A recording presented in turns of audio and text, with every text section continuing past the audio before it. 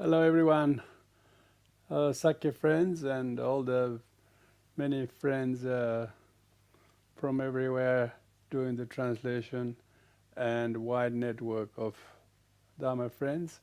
Thank you for having me here. Once again, thank you to Sakya Friends for organizing these teachings and empowerment with His Holiness Sakya Trichen tomorrow night. Before we start the teaching, we will do the refuge and for immeasurable prayers, which you should all know. Main thing is, as we said, the prayer you reflect on the infinite qualities of the Buddha, Dharma and Sangha, in which we are connected with this common bond of refuge in the Triple Gem. And so we are acknowledging, rejoicing, renewing our refuge in the Triple Gem, and then reminding oneself to generate the bodhicitta, altruistic motivation, and in our actions, words, deeds, thoughts, whatever we do, not to mention when we are listening to Dharma and translating and teaching, of course, we all must do this with utmost care and motivation. So the benefit will be long and enormous. Should our motivation is very altruistic and very, very selfless. So with this in mind, we'll now do the prayers. Oyenda Buddha Dharma Sangha Aitere Pite Enlightenment by virtue Ajive Handala Aishare Buddha Udruve Endabu Dharma Sangha Aitere Pite Enlightenment by virtue Ajive Handala Aishare Buddha Udruve Endabu Dharma Sangha Aitere Pite Enlightenment by virtue Ajive Handala Aishare Buddha Udruve. May all beings have happiness and cause of happiness. May they be free from suffering and a cause of suffering. May they never part from happiness that knows no suffering. May they dwell in equanimity, free from attachment, aversion, or those never. May all beings have happiness and cause of happiness. May they be free from suffering and a cause of suffering. May they never part from happiness that knows no suffering. May they dwell in equanimity, free from attachment, aversion, or those never. May all beings have happiness and cause of happiness. May they be free from suffering and a cause of suffering. May they never part from happiness that knows no suffering. May they dwell in equanimity, free from attachment, word, and those never. According to the intelligent and predisposition of it, the Yatanda Dharma, Agrelo, and common vehicles.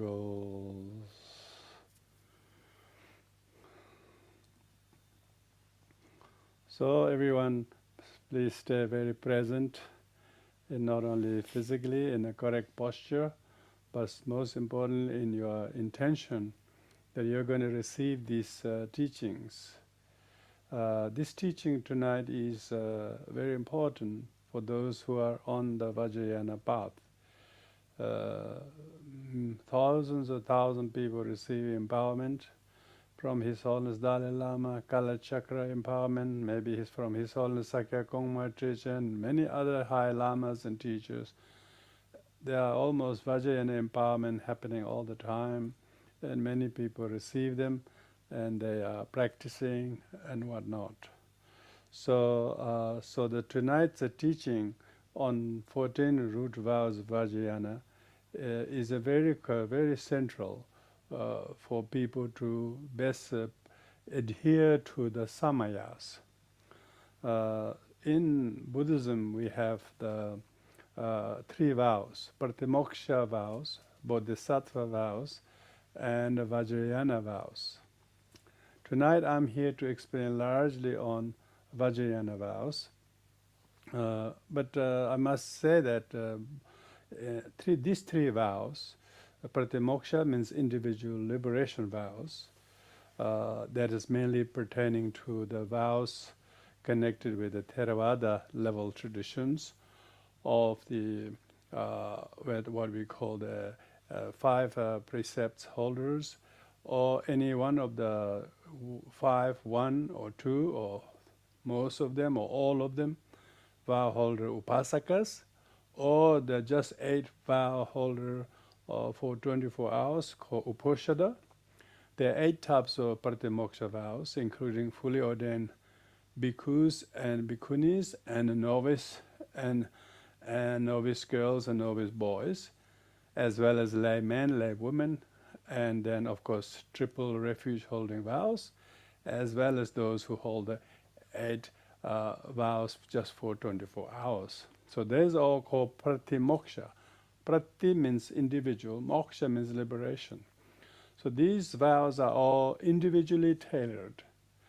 Each of those 8 individuals, from the triple refuge vow holder lay Buddhist, all the way from fully ordained bhikkhu, these 8 are different 8 individuals. All the vows are tailored according to their which of those vows they have took.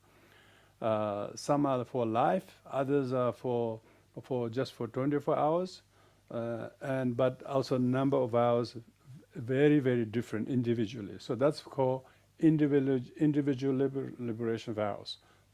Most of the pratimoksha vows are for this life. There is no promise to hold the vows for future lives, some of them are even just taken just for 24 hours. So that's pratimoksha vows.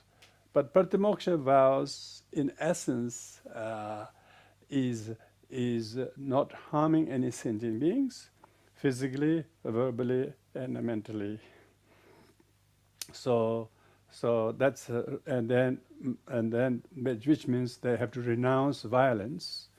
They have to renounce any kind of harmful conduct directly to individual sentient beings. So that one therefore abstains from all the thou shall, all the thou shall nots, are what we call pratimoksha vows. Pratimoksha vows is the teachings of the Buddha. Then we have bodhisattva vows. Bodhisattva vows are all, there is no individual. Anybody who take bodhisattva vows, they all have one bodhisattva vow. That is bodhicitta. They overall vow to embrace and conceive and remember, actualize altruistically as intention and in conduct in the 6 parameters. And therefore, whether it's 18 root or 46 secondary bodhisattva vows, all Mahayanists, anyone who has received bodhisattvas are blanket. Everybody is covered by that. There's no difference between individuals. So that's bodhisattva vows. Bodhisattva vows mainly is a vow of helpfulness. Pratimoksha vow is largely a vow of harmlessness. So that'll do for the time being. And then we have Vajrayana vows. Vajrayana vows are generally, there are slight variation between the Kriya, Charya, Yoga, and Anuttara Yoga vows. But primarily here tonight what we're going to do is the teaching on the 14 root vows, mainly pertaining to Anuttara Yoga Tantra. Purpose of explaining this is that so people are able to understand the Samayas. In the Samaya is the Sanskrit word which really means Samaya. In Tibetan means tamsik. Tamsik means sacred oath. So that's why we translate as precepts, or actual word is Samaya. It's a sacred word that you actually, that in Vajrayana initiates. When they receive a major empowerment, then they actually are bound by the oath to honor these vows. And so Vajrayana Samayas are, we're only going to talk about the 14 root vows, okay? And we are going to, there is a very famous the Indian scholar called Ashwagosha. He has written this daily recitation of the Vajrayana vow precepts. So that is the root text. That is all Vajrayana vows are usually explained on the basis of. So that's when we talk about the Vajrayana vows or Samayas, Vajrayana Samayas are generally 5 kinds. Okay, tonight we're going to only cover one of the 5. The other 4 are, just briefly speaking, meditative Samayas, what you have to do during the meditation of your sadhana. So meditative Samayas. So that's a daily commitment to do the sadhanas. So that's first. Second is post-meditational Samaya. Post-meditationally, when the person is not in formal meditation, what kind of Samayas or vows that he should hold in his mind as a Vajrayana practitioner, what kind of right view he should hold. So that's the second one. And a third one is how Vajrayana practitioners should have a daily, or whenever they do practice, they should always eat something. Okay, so the Samaya of what you should eat. So that's usually with nectar pills. And then the fourth one is the non-parting. Vajrayana practitioners should not part from Vajra and bell. And these are just paraphernalia, just two specific paraphernalia that Vajrayana should not part, but always should take them wherever they go. So those are the 4, but we won't go into details about those 4 tonight. Tonight we're going to talk about the actual do's and don'ts as a conduct of the Vajrayana practitioner. They are 14 root vows and 8 secondary vows. If time permits, I may go over the 8 secondary vows, but if not, we will just stick with the 14 root vows. Our author of this text, if you have the pages with you, is Ashwagosha. He's a very famous Buddhist scholar, and so I will go over there on the basis of this. First, we will just cover the first part. He says, with complete devotion, I pay homage to the lotus feet of the Guru. So it's a very traditional Buddhist scholarship that always the author pays homage to his teacher in order to seek blessings and for the success of the composition, and also benefit for future practitioners. So Ashwagosha is a very senior Buddhist scholar.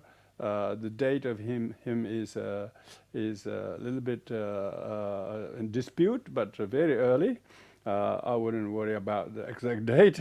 So here he pays homage to the lotus feet of the Guru before he does that. Then he says, I'll explain the 14 root downfalls. he'll explain the 14 root downfalls. Not on the reason why he have to explain that most people have received empowerment, but they don't know what are the root vows and what they should not transgress. So he said, I'll explain this. Not only that he explained that, also you should learn to recite this each day so that you don't forget these 14 root vows. So I will explain the 14 root. He says a number is 14 because it cannot be less than 14. That will be incomplete. It doesn't need to be more than 14 because 14 is sufficient. So that's the number 14. And he says he will explain, because most people may not have heard of the Vajrayana vows. They receive many Vajrayana empowerments. The people who receive Jenang or minor empowerment, they don't receive the Vajrayana vows, but they receive the blessings and permission to recite the mantra and the deity yoga. But those who receive major empowerment, they actually are bound by the vows after they have received. So that's why they need to know what they should adhere to. It's called 14. So the 14 is a fixed number. 14 means that it doesn't need to be more, doesn't need to be less. And we can see why it is very comprehensive. And then it says root. Why he used the word root is that it is a root. If you adhere the 14 samayas, it is root to attain your siddhis. It is said that samayas, the precepts, are the foundation for your realization, for your meditation, for your wisdom, because you will guard them as dear as your life. And so in Vajrayana, overall Vajrayana vow, as I mentioned before, the Pratimoksha is harmlessness, Bodhisattva is helpfulness, Vajrayana is pure perception. Vajrayana right view is pure perception, okay? In order to guard your pure perception, pure enlightened perception. So if you maintain these 14 precepts, it is the root of you to attain siddhis. But should you transgress them, then they are also root of your faults and your sort of downfall. It is a downfall because as the effect of not guarding them will make you fall low into the lower realms as a karmic consequences. So therefore one should warn. It says, as they are taught in the tantras. So Ashwagosha is not making this up. He says these are taught in the tantras. So he is an author of Shastra, which means he's an author of writing these, but he's writing these on the basis of as they are taught in the tantras. Tantras are Guhya Samanja's 100,000 tantra, Kalachakra's first sacred tantra, and then Vajrapanjara is a commentarial He Vajra tantra, and as well as Yamantaka tantras. So in all these 4 just mentioned tantras, he is relying on these 4 tantras. So that is how the author Ashwagosha is saying what he's explaining. He said 14 root downfalls. His source are these tantras. And then what are the precepts that you're going to explain is what are the actual 14 precepts. The 14 precepts are, each of the 14 precepts will be explained in sequence, but when you look at the actual precepts, there are 6 things you should understand. First is nature of the downfall, nature of the downfall or transgression. And the second, so nature of the downfall is, for instance, each of the 14, which we'll explain one by one. For instance, it says that Vajradhara said that one should rely upon the siddhi of the masters. So the nature of the precepts is you should always have the pure perception of your master. When you have a pure perception of your master, then you will attain siddhis. Siddhis meaning natural, common and uncommon spiritual attainments. So it totally depends how your pure perception of your guru is.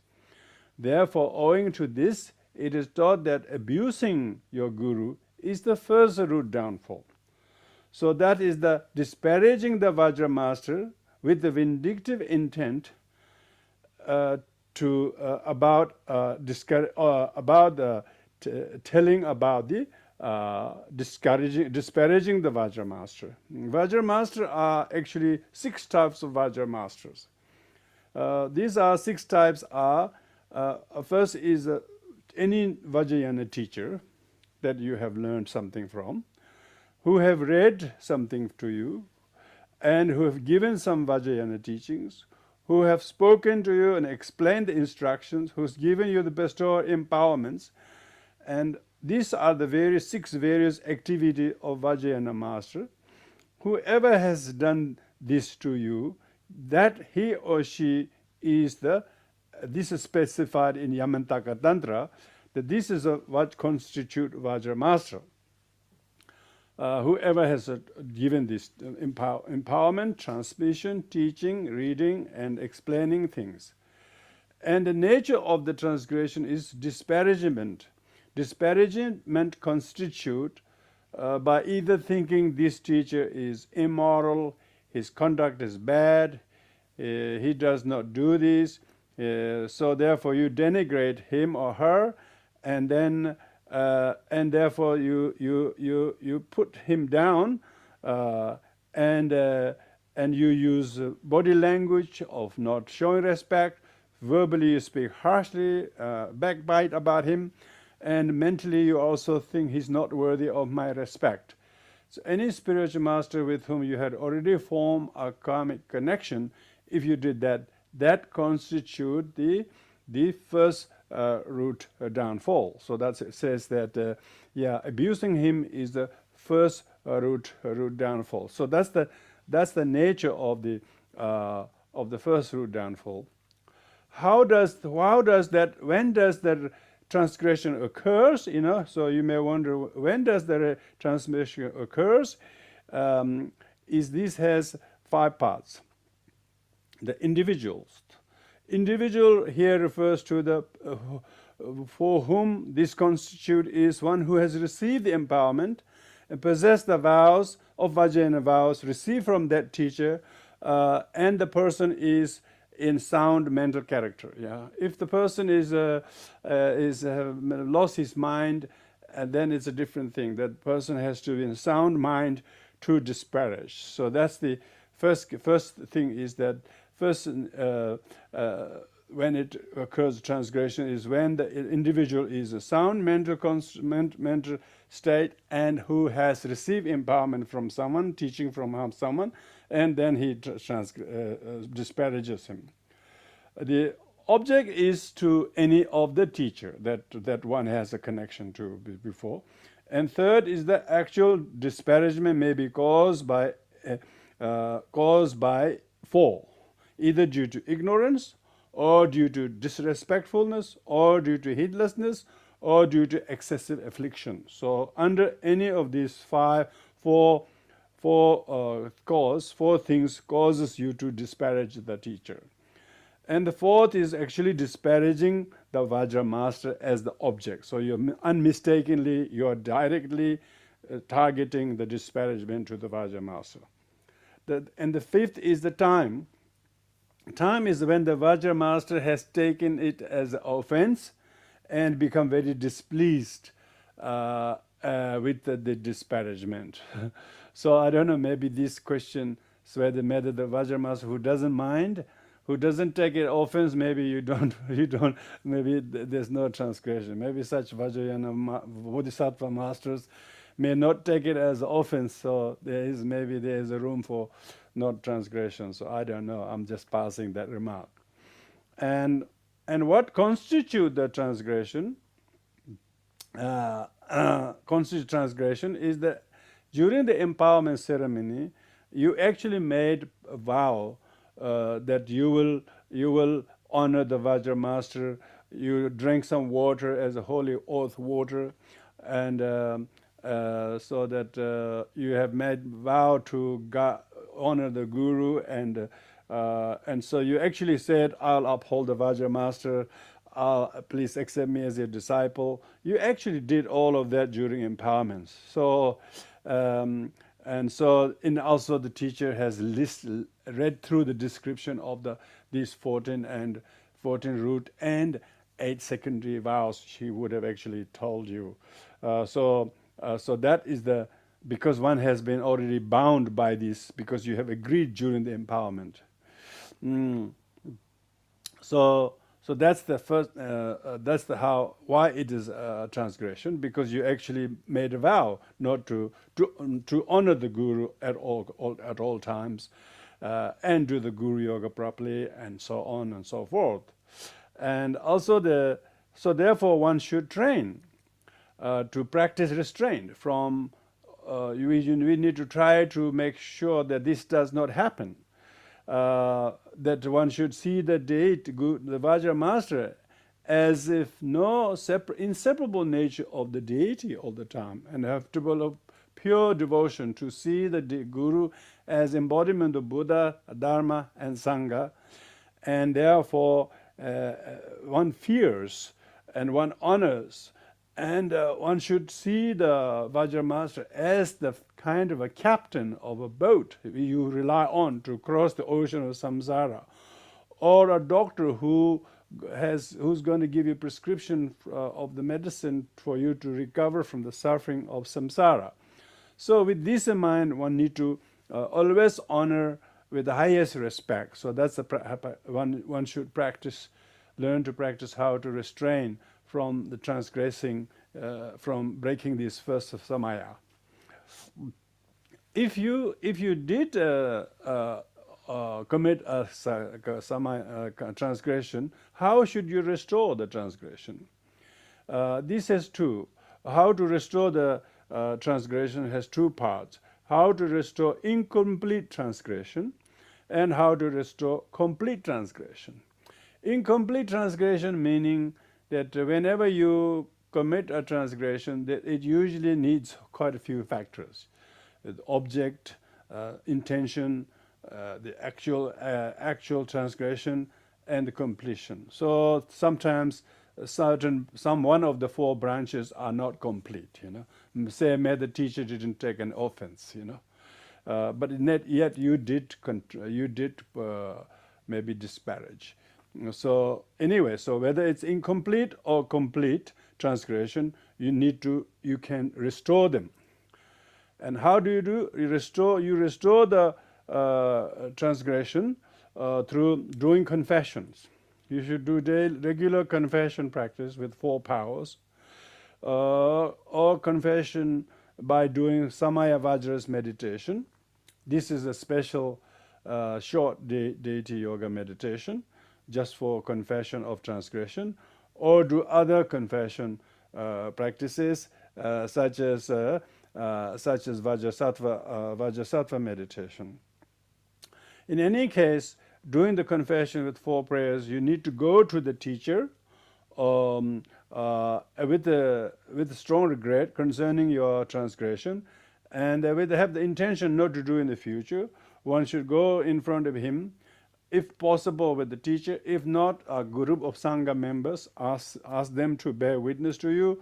Then do prostration, make a mandala offering, and then say this: "O Vajra Master, O Vajra Friends, please pay attention to me. I knowledge holder," meaning anyone who's received Vajrayana empowerment is called knowledge holder, Vidyadhara, known by such and such name, you put your name there, have committed the transgression of an incomplete branch. So meaning you have a. This is just concerning with all the other 13 as well, not just with the guru. so you have a feeling that there is a little bit of a incomplete branch, means it's not totally transgressed, because you have a regret, and you wanted to repair as quickly as possible, preferably within 4 hours or something. I confess this in front of all. If I acknowledge this and confess, I'll be touched. I'll be touched and have peace with myself. So meaning you will touch peace. You will be in touch and peace. Otherwise, you're not in peace. You're in turmoil. If I fail to acknowledge and confess this, I will not be in touch and be peace with myself. So have peace with myself. So one is actually saying, if I don't confess and acknowledge this, I will not touch peace. I will not touch peace, because I will not be in peace. So that's the meaning of that. This word touch in peace. Touch peace means have peace, really. So you can have I will not touch peace. Touch and have peace means you will in turmoil. So you will rather make peace with yourself. So when you do this 3 times, then the object means the Sangha member, a few of them who you ask them to bear witness, they will need to say, do you see see the fault as fault? Do you promise this not to repeat in the future, so to speak? And then yourself have to say, yes, I can see this. Yes, I promise. Then the witness, object means witness, replies, this is the method. And then you say, yes, well done. So this manner transgression like this can be purified by ceremony alone like this, or do in your daily sadhana in the Vajrasattva meditation. Vajrasattva meditation. And on top of that, read the actual Ashwagosha's daily recitation of the 14 Vajrayana vows. It says, I witness and confess the first downfall. I witness the confessed second downfall, etc. So one should do that each day regularly, so that your transgression doesn't get ignored.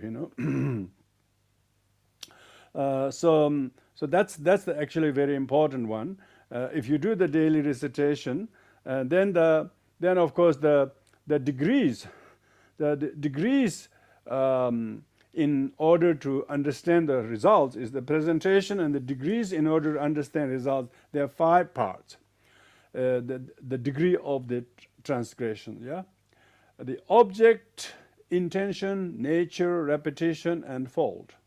So these are 5. Yeah. The object refers to, it is great if the object is 3 vow holders. So if your Vajra master is a 3 vow holder, means from whom you receive Pratimoksha vows, Bodhisattva vows, and Vajrayana vows, then it will be then regarded as a great transgression. Medium, if with a 2 vow holder, meaning the one who has only given you maybe 2 vows, not all the 3 vows. Lesser if it's only 1 vow holders. Yeah. So that's in relation to the object. Yeah. Second is in relation to intention. It is your transgression will be great if intended with excessive affliction. So, yeah. Medium if it's just with disrespectfulness and heedlessness. So that's 2 of the 4.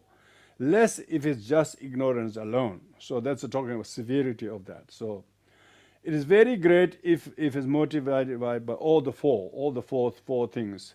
Yeah, ignorance, heedlessness, carelessness, and excessive affliction. If it's motivated by all 4, then the intention is very, very severe. And third is the nature. It is a great transgression if the intention is also assisted by body and speech.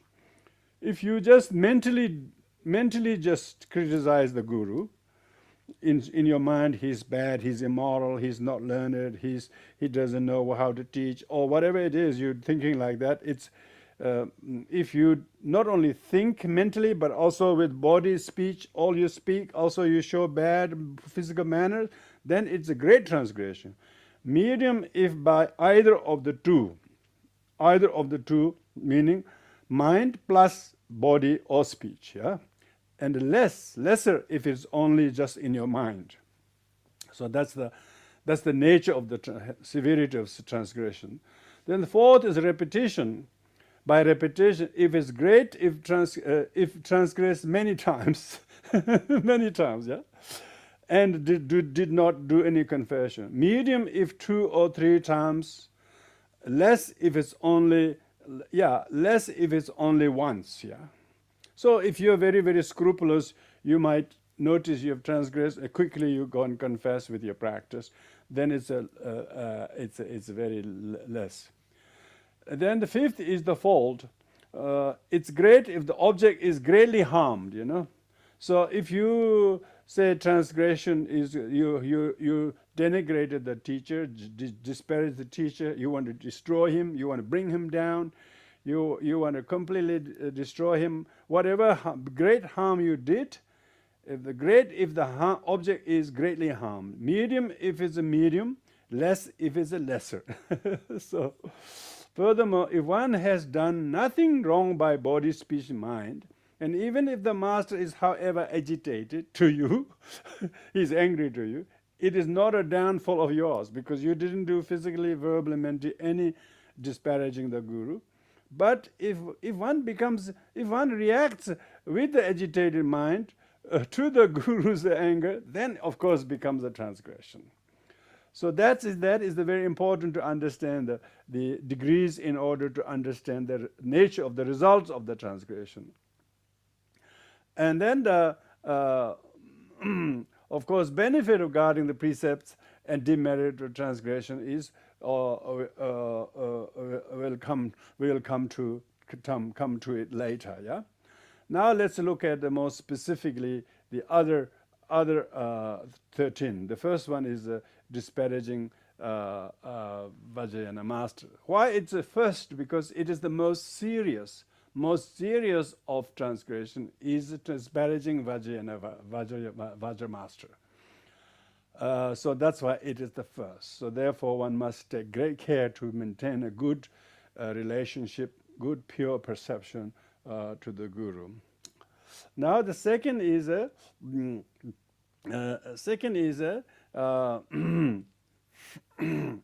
so yeah, firstly just to say that when it says it is the abusing Vajra master is most serious transgression, and to do so is not only first, and probably it is the most important one as well. And then the second is the rest of the other 13. Except the nature of the transgressions. Nature of the transgressions is the different. Otherwise, all those various topics that I went to, they all are all same, really. For instance, when we refer to the practice of the second downfall, it says disregarding the words of the Sugatas is taught at the second root downfall. So this is very important, because when it says disregarding the words of the Sugatas, means Buddha's teachings. So that means if you disregard the teachings of the 3 higher training, the Shila, the Samadhi, and the Prajna, there's the 3 higher training of self-discipline, meditation, and wisdom. That's very important in Pratimoksha vows. And also of the 4 tantras. If you think the tantras are not taught by Buddhas or whatever, if you sort of disregard the 3 higher trainings of the sutra and 4 tantras, and even though so if you denigrate them, if you just disregard them, and disregard the teachings of the Buddha, and then it becomes a transgression. Even though they don't constitute the transgression such as killing and stealing and so on, but just because you disregard them, it becomes like a transgressions of the pratimoksha vows. And also, if you disregard the bodhisattva vows, then in same occurs as a downfall. So one needs to learn to exercise restraint from disregarding the Buddha Dharma and the teaching, whether it's sutra or tantra. But one should instead have high regard for the Dharma teachings, all the teachings of the Sugatas, as the great highway. And so to disregard the great highway, great way, the great path, is of course a transgression. So, of course, this also amounts to a transgression in the second Vajrayana Samaya, to transgress, to denigrate, to put down, to disregard the entire teachings of the Buddha. It is great if the transgression occurs against the uncommon features of Vajrayana, medium if it occurs against the lower two, and less if it's only by one of them. So this means the Mahayana as well as the Pratimoksha, the Theravada. So basically the second Vajrayana Samaya is to put high regard to all the teachings of Buddha, never put them down or disregard Theravada or Mahayana teachings, let alone Vajrayana, because if you do that, then it amounts to the transgression of disregarding the words of the Buddha. So that's why with a firm intent for others' benefit, one should always abstain from disregarding the teachings of the Buddha. So the second one is disobeying the words of the Sugata has been taught as second root downfall. I witness and confess the second downfall. So if you do this a daily recitation, which is the what we do, you have to read this every day in your practice, then at least you know that you become mindful. If you're doing something to disregard the teachings, of course you realize you would never think of doing that. So you will learn to abstain that, because you're reading every day that you should not do that. And then the third is the becoming angry with the Vajra relatives and criticizing them. Now this is Vajrayana is very skillful. So Vajrayana is not about just a recitation of mantra, doing sadhana. You have to guard your kindness.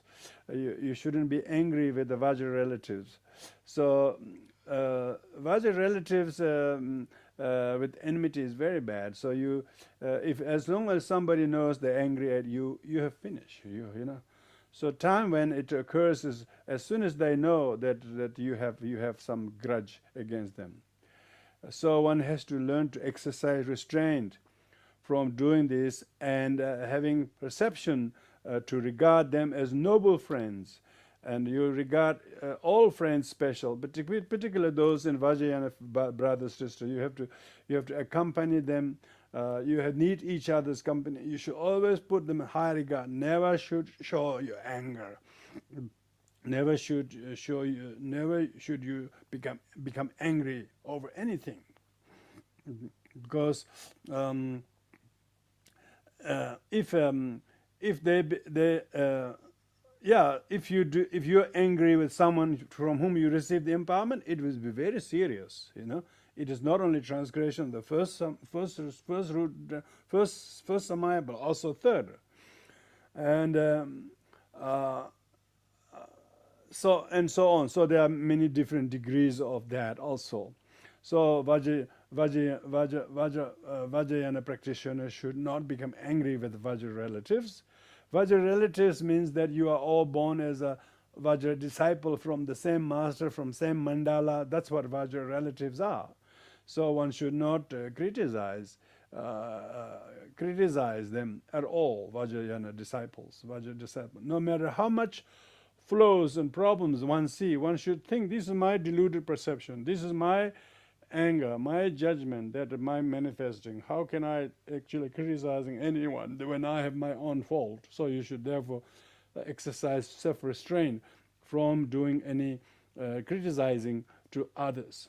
If you see someone criticizing, then hear them as a mantras and don't listen to it.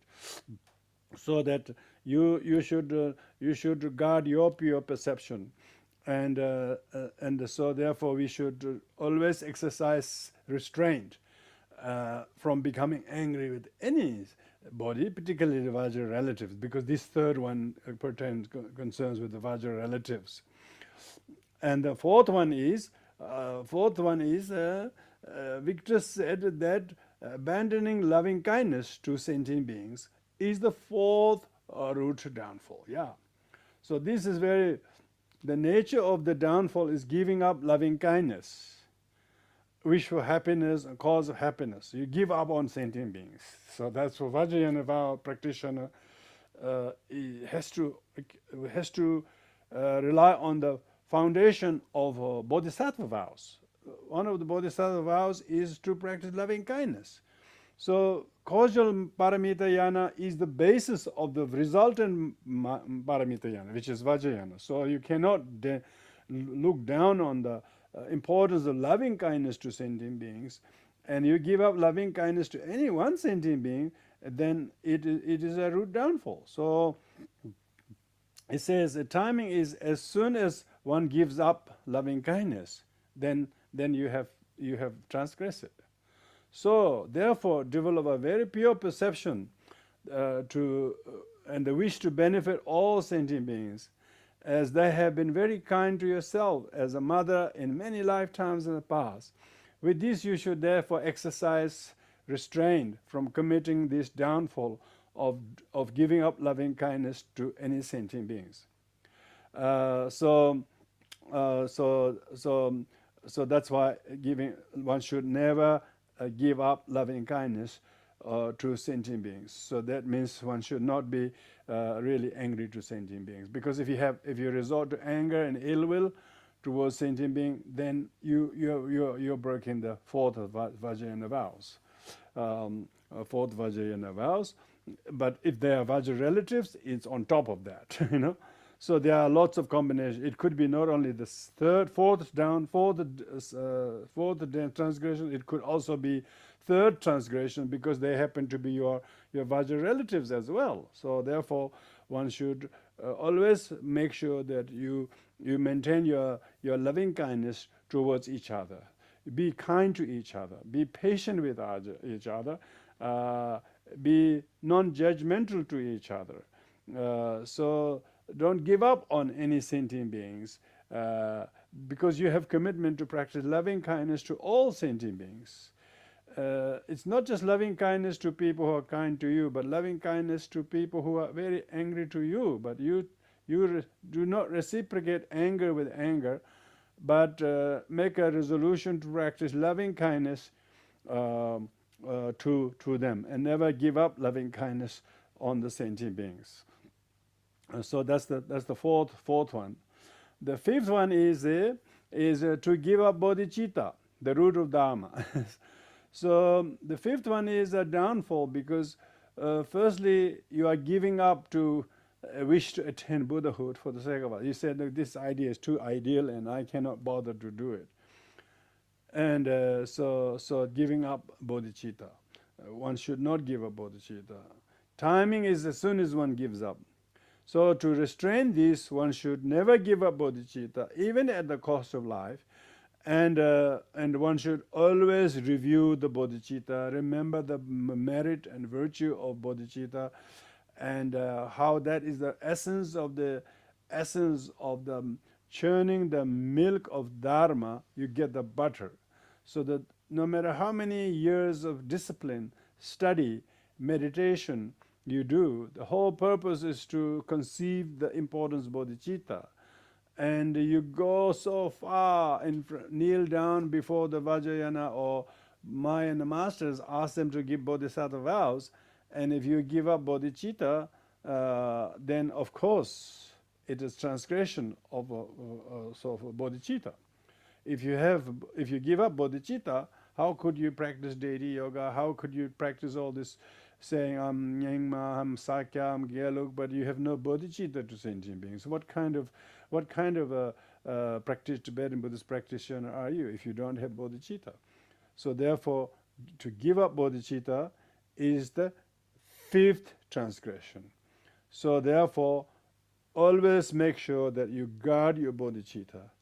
And therefore, even if there's a slight kind of sign of you transgressing, you straight away renew the bodhicitta and confess and reason. So to give up bodhicitta is the root of the Dharma, the fifth downfall. I witness and confess the fifth downfall.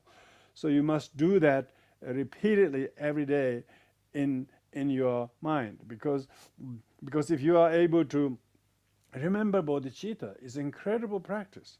Some people are very, very systematic doing their practice, but they have no bodhicitta. They do 2-3 hours of practice, but they have no bodhicitta. So what's the point of that? It's just like a show. A lot of form, but no substance. So maybe the samaya of keeping sadhana is happening, but samaya of keeping the 14 root vows is not happening. So even if you keep the sadhana every day, but so what? If you remember bodhicitta, it's much more important. So that's the to prevent the downfall of fifth downfall of giving up bodhicitta. You should always renew, review, and retake bodhisattva vows in everyday sadhana practices. That's why bodhicitta is always in all the sadhanas. And the sixth is disparaging either one's or other people's religious doctrine. Yeah, so that's a very serious one. So that's why, by being Vajrayanis, we cannot and are not allowed to disparage any spiritual traditions, let alone fellow Buddhist lineages schools. You're not even allowed to denigrate any religious tradition. To do that is you will be criticizing someone. If you criticize Vajrayana, it's a great transgression. Mahayana is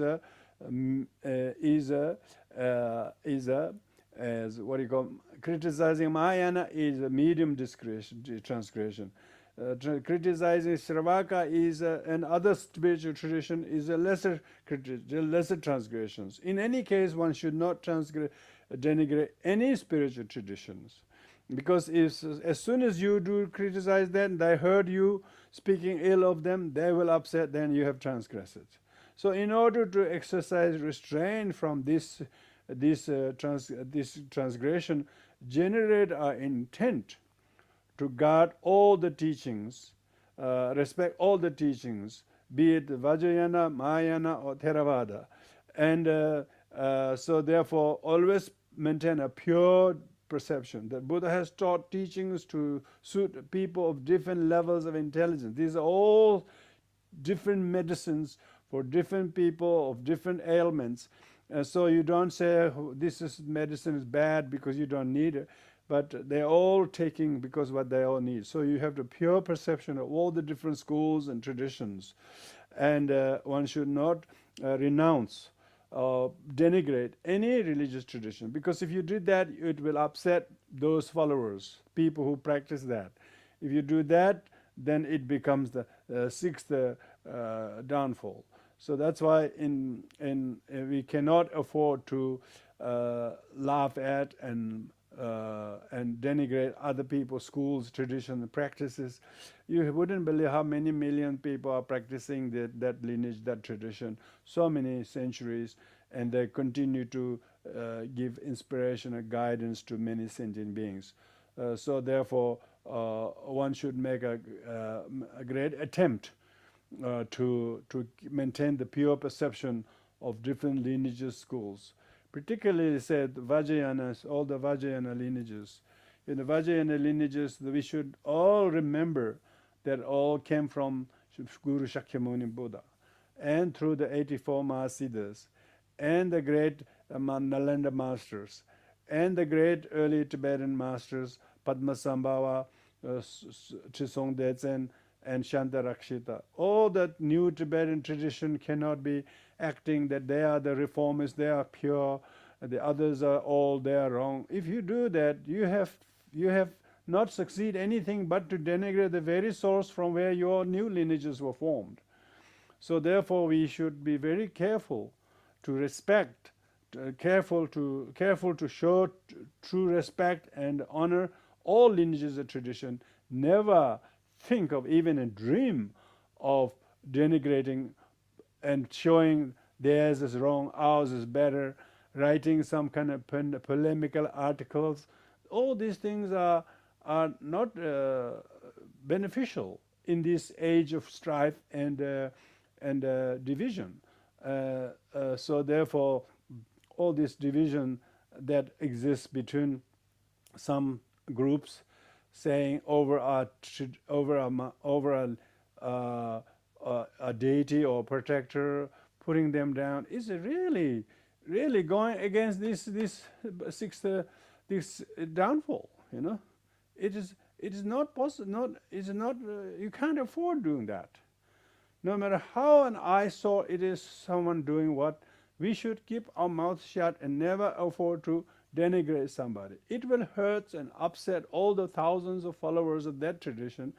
And what is that? Your practice is to causing such kind of misunderstanding. So it's very important. We promote respect. We promote harmony. Vajrayana is no separate lineages. It could not stand on its own without the bodhisattva vows, without the pratimoksha vows. If harms, denigrate others, saying you don't want nothing to do with them, you don't want to live in the same compound, all that kind of idea only cause division within the small community. So all those walls should be broken down and not create boundaries. Don't build boundaries. Break down the boundaries. See all of them follower of the same Buddha and same teachings, and have refuge in the same triple gem. So it's very, very important precepts, Samaya. And then this. So up to this number 6, you can see, except the first one, which is Vajrayana, not disparaging the Vajrayana master, but all of them are really harmonious teachings to do with all the Mahayana Bodhisattva vows, isn't it? If you really look at each of them, not denigrating Vajra master, not denigrating Vajra disciple, fellow Vajra brothers, and not respecting Buddha's teaching, and giving out loving kindness, giving out bodhicitta. These are all bodhisattva vows. See, Vajrayana is very skillful. Vajrayana, by practicing Vajrayana, you are actually able to renew and keep your bodhisattva vows. Now, from the 7th onwards, it actually goes very much the crux of the Vajrayana vows. The 7th one, it says, revealing secret to sentient beings who are not properly ripened is the 7th downfall. Now, so this is the actually referred to actually Vajrayana secret, Certain Vajrayana secret substances, certain Vajrayana conduct or teachings should not be shown or taught to non-initiates. That's what it's referring to.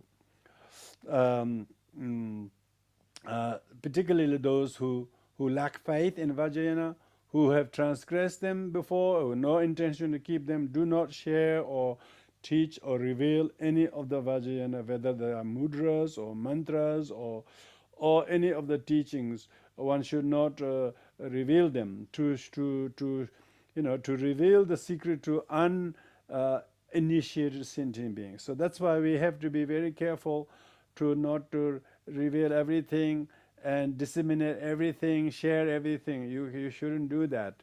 But those who are already initiates, those who have signed up and have said they have initiates, of course you give. Otherwise, if we says please don't give that to non-initiates, We should not give that to. But at the same time, we shouldn't be so possessive and not giving the texts and teachings and things that our fellow initiates. You should give them, because that's the whole idea, is to disseminate. So while there is pros in sharing, but also there is cons from sharing, because if you share to someone who's non-initiate, it says don't share it to non-initiates and those who have no faith, and those who have no those who have broken samayas, and they never have intention to practice. They just wanted to do it for whatever reasons. And sometimes that unfortunately you will meet with such people, because you didn't know they were like that, and all of a sudden they're not practicing, they're returning their sadhanas and so on. People do that. But of course we didn't deliberately reveal the secrets. At the same time, shouldn't be too possessive about the teachings. And so not giving anything, giving lots of empowerment, you don't even giving the sadhanas. So what's the point of that? You can give the empowerment, and then everybody's now bound by all the 14 root vows, but they still have no empowerment, no sadhana, no mantra. They don't know how to practice. So that sort of thing is definitely should be prevented. So the information, holding information from people is not the idea. But those who are initiate, they should be given. They're initiated for a reason, so they should be given the very permission that they have the permission to read and recite. They had took the permission to say, I'll recite the mantra, but they're not given the mantra, they have not given the sadhana. So what is that all about? So that's what I'm completely in favor of, giving sadhanas to those who are initiated. If we could afford to find the time to translate on time, Sakya Friends has been very helpful to share the sadhanas and to give the teachings, explanations, so that they already took people already took the liberty to receive the empowerment. And now what we're trying to hold back. So here instead of, so we are not trying to divulge the sadhanas to non-initiate, nor are we trying to hold sadhanas from those who are initiates. We should actually share them. And we need to tell the initiate, please do not share this to anyone who's not initiate. That's our duty. That's exactly what these teachings are all about, so that people become very, very familiar. Reason for that is that people need to know the teachings they need to first become a little bit more familiar with the basic teachings, and then Bodhisattva vows and teachings, slowly Vajrayana vows. So you do not sort of do things prematurely, People need to develop sequentially, but at the same time we should not divulge secret and things that to the non-initiated, those who have no faith, those who have no intention to practice, they just want to find out what the thing is. But they have no intention to practice. For them, you don't give it to them. So and so that's what this seventh downfall is. And then this eighth one is very important. Denigrating aggregates, which are the nature of the five Buddhas, is the eighth downfall. Now this is uniquely Vajrayana, because if you denigrate your body is in Vajrayana, your body is a temple. You're from the head to the toes, from all the chakras, whole body is a complete mandala, body mandalas. From outer mandala as well as inner body mandala, your whole body from the subtle, just from the joints to the skins to the organs, and all parts are deities. So therefore, to say this body is foul, this body is impure, and denigrating the body as a kind of other kind of common teachings does, one should not do that. One should perceive the body as a celestial palace of the deities. One should also see other people's body as a celestial palace and restrain from insulting the body. And we should never do that. One should always respect the body. We should not neglect the body. The body is a very important one. Nor should we abuse the body by eating the wrong stuff or anything like that. So the body should be treated as a celestial palace, pure perception of your body. If you practice, if you regularly practice your sadhana, there is a sadhana has a generation stage. Generation stage has outer generation stage. Inner generation stage is body mandala. You should always meditate and visualize. Treat your body with respect. Treat other people's body also with respect. So that's that. But it is said that, however, Vajrayana practitioners, some of you might do nyungne. Nyungne practice. Nyungne practice requires observing fasting. So second day is completely fasting, eating nothing, drinking nothing.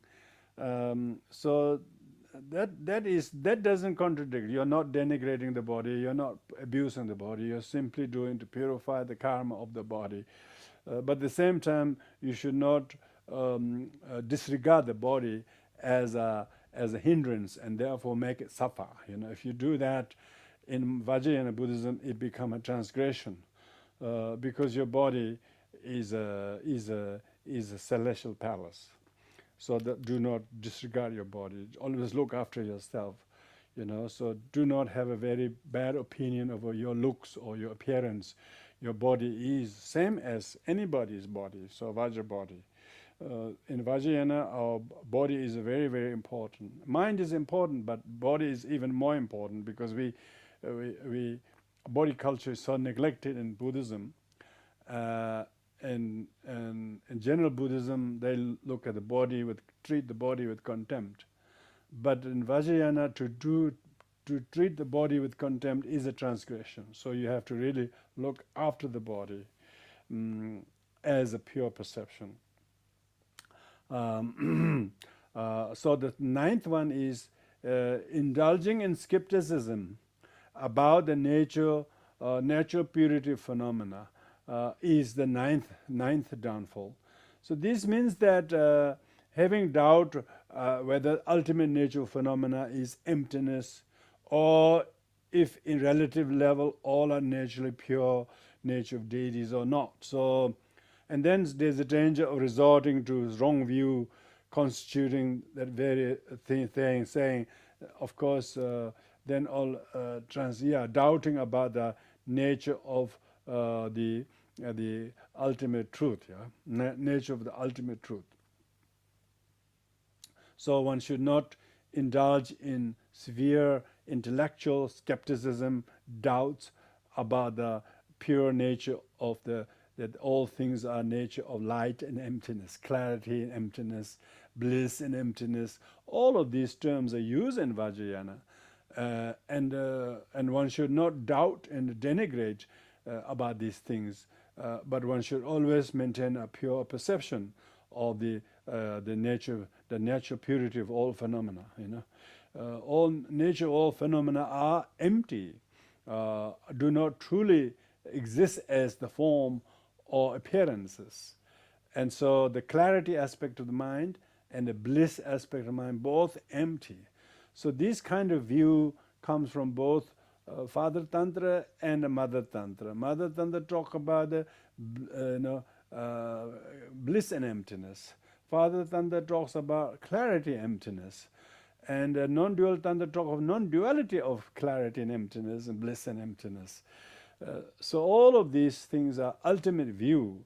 And so one should not indulge in an intellectual dialectical skepticism about these views. To do that is the ninth, downfall, ninth transgression of Samaya. So this means that one should not resort to wrong views, but instead one should always show great interest in the deep teachings of the Vajrayanas, the clarity emphasized teachings of Father Tantra, and bliss emphasized teachings of the Mother Tantra, and non-duality Vajrayana teachings of the non-dual tantra, and always even the deity's form is emptiness, really. But in order to not fall into the nihilistic way, the emptiness is manifest as a form. Is the wisdom deity is manifested, but in reality, the ultimate nature of the deity is emptiness. Emptiness is the highest wisdom. It is the mother of perfection. Wisdom is emptiness. We are made to witness emptiness in form of a deity, clearly and visibly, and seeing that as a skillful dispensation, enabling us to realize the right view.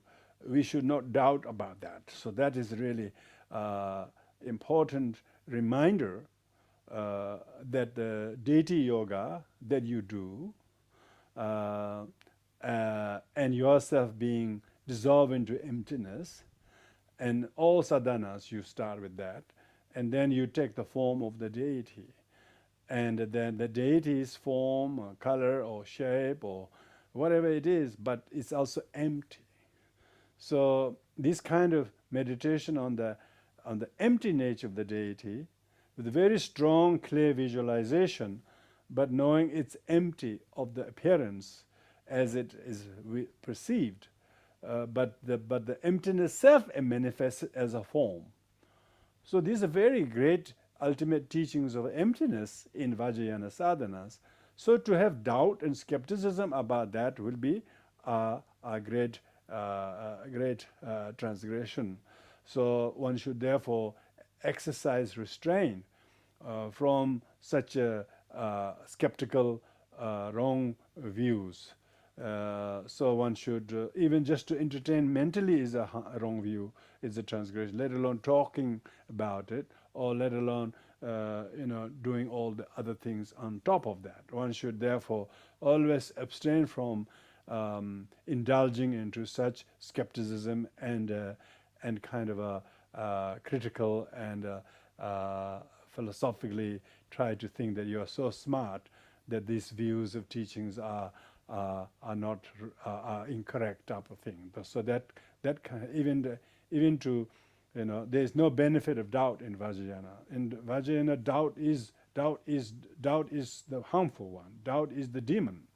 So one shouldn't let the demon of doubt consume you or devour you, but rather maintain your pure faith and devotion, pure perception of the appearance of the deity as a skillful teaching of the emptiness of all things.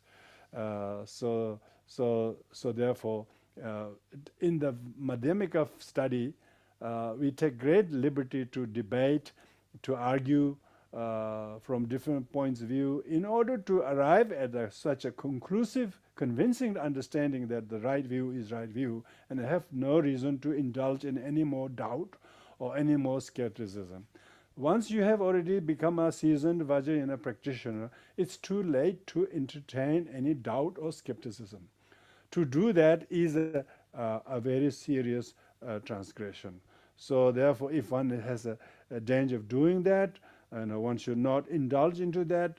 You should confess them as soon as possible. I witness and confess the 9th downfall. It says that. So when you read these Ashwagosha's piece of writing each day, it really helps you to not to become swayed by some skeptical friends, who have recently lost their faith, and then trying to sow some seed in your mind. Do not listen to them. Do not have the benefit of doubt. There's no benefit in doubt. There's only harm in losing your very hard to acquire faith in pure perception. For those people who can encourage you to have faith and keep it, so few. And those who try to destroy that are so many. So therefore, stay away from those people who couldn't practice Buddhism with beliefs and faith and devotion. Let them be whatever friends that you have, but do not denigrate them, of course. Do not put them down, but at the same time, do not make yourself easily poisoned by such skeptical and doubtful friends who trying to sow the seeds of doubt in your mind. So with this, we will have a 15 minutes break, everyone. Thank you. I will see you in 15 minutes time. Thank you.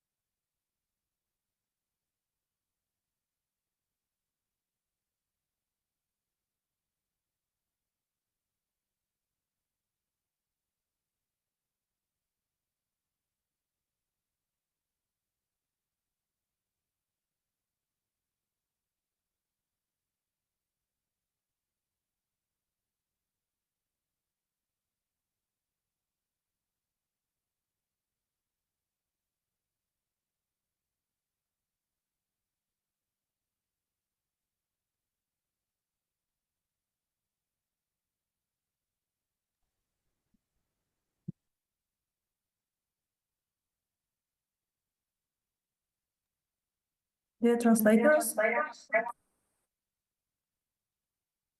please start the recording.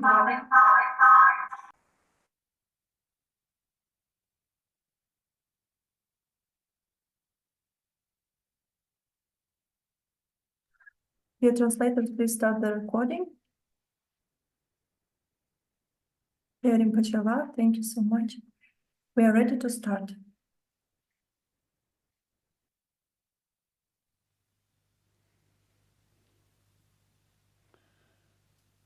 Welcome back, everyone. Thank you. So we are tonight looking at the 14 root to downfalls of Vajrayana practice, which if you really look carefully, they are very, very inclusive of Mahayana and overall Buddhist vows.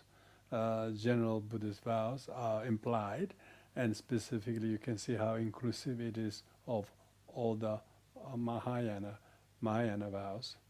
I distinguish the three vows as being Pratimoksha being mainly not harming any sentient beings. They are mainly physical vows.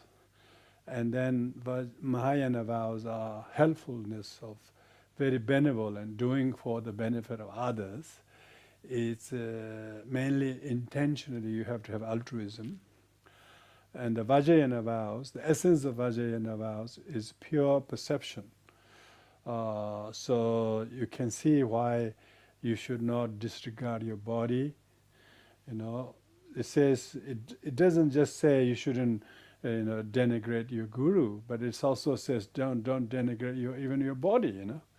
And it's not a sort of saying that you should not be harming other beings, but you should almost sort of ignore your body type of thing. No, your body is just as important, just as much as you develop pure perception of your guru's body, and just as much as you have loving kindness to other sentient beings, and so on, you should also regard your body as the temple, and so do not denigrate your body as being filthy, as being impure, and so on and so forth. So that shows very clear kind of distinction where Vajrayana vows is directed to. Now we come to the 10th root downfall. The 10th root downfall, making a habit of always loving malevolent people, is the 10th downfall. So this means that, of course, even people who are very unruly, we should treat them with kindness because we have bodhicitta. But when it says not always showing kind of a habit of showing loving kindness to malevolent people, means if the malevolent person is so hated, so unliked by everyone else, and you are giving some particular treatment to him, will therefore be not beneficial, because they are very, very malevolent and very harmful to everyone. And the one who is very harmful to everyone, and even though you might not give up your loving kindness to the person from your heart, but outwardly you need to reserve that and not show it, because if you did that, it will upset many other people. So it seems to me that's really to do with to that, because while you restrain from showing outwardly that, but deep down you should have a very motherly attitude towards all sentient beings, and saying how the person has gone wrong way, so wrong way that nobody can correct it, and so therefore it's important to that there is a great care shown how socially your behavior of showing loving kindness to someone who is very malevolent, hated by anyone, that may be counterproductive.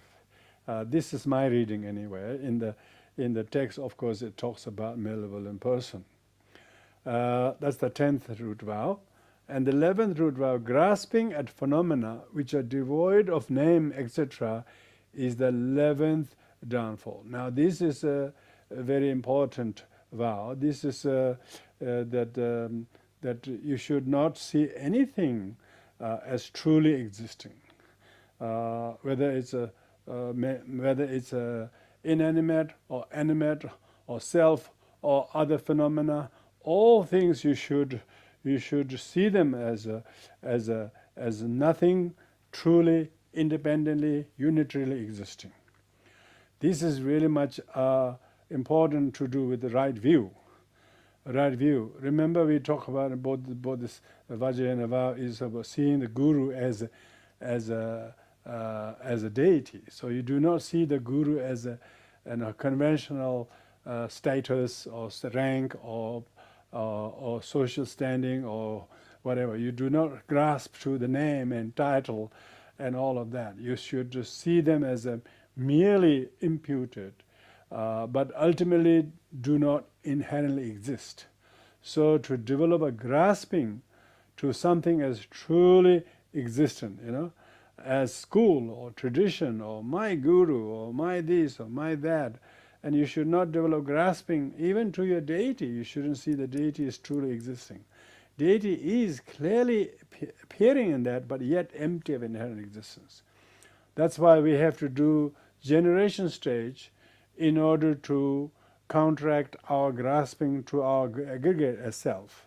So we deliberately de-identify ourselves, and so that we can re-identify ourselves in the form of the deity, so that we do not develop grasping to the name and label and history and opinions and his past or his action, because all of our suffering comes from grasping to the self and other, I am and they are not. That kind of duality has this grasping to attachment to one, aversion to another, ignorance of both, creates the wrong view as if something is truly existent. So therefore, a person who doesn't really understand emptiness is not really qualified to do Vajrayana practices. So that's why Vajrayana masters have great responsibility to give detailed teaching on the right view whenever they teach the sadhanas. That sadhana teachings are excellent opportunity. Sadhana is a very skillful device.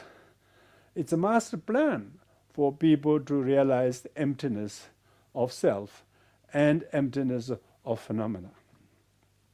So therefore, doing sadhana, at least minimum of one or few, is very important for Vajrayanist. It is not explicit in the 14 vows here, but in the what I was referring to, the 5 types of vows. Vows during meditation, vows outside meditation, vows that you should eat, vows that you should not part, vows that you should guard. These 14 Vajrayana vows are vows you should guard.